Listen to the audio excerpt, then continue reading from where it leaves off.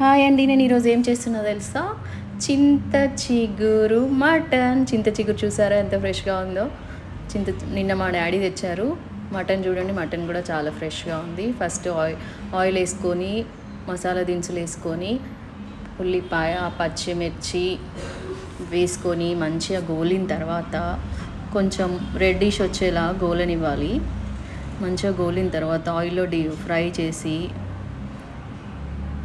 పుదీనా, కొంచెం అల్లం వెల్లుల్లి పేస్ట్, కొంచెం పసుపు వేసి కొంచెం మంచి ఫ్రై చేసుకోవాలి. ఫ్రై చేసిన తర్వాత చూడండి, ఇప్పుడు చింత చిగురు వేసుకొని ఎంత బాగుందో చింత చిగురు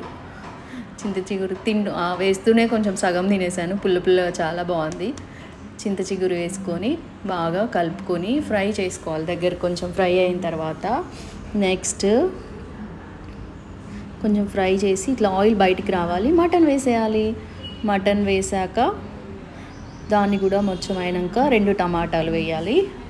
2 టమాటాల తర్వాత దాన్ని చూడండి ఇట్లా ఆయిల్ కొంచెం బయటికి ఇట్లా రావాలి మంచిగా.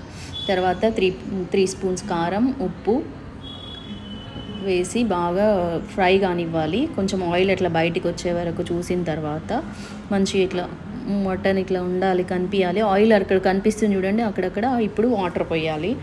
నేనైతే 3 గ్లాసెస్ ఆఫ్ వాటర్ పోసిన. 3 గ్లాసెస్ వాటర్ పోసి సరిపోదు, తగ్గట్టు చూసుకోండి. నేనైతే 2 సరిపో అనుకొని 3 పోసి కొత్తిమీర వేసి కుక్కర్ విజిల్ మూత పెట్టేయాలి. ఇప్పుడు 3 విజిల్స్ తర్వాత ధనియా పౌడర్, మసాలా పౌడర్, గరం మసాలా ఉంటుంది, గరం మసాలా వేసి దగ్గర కానివ్వాలి.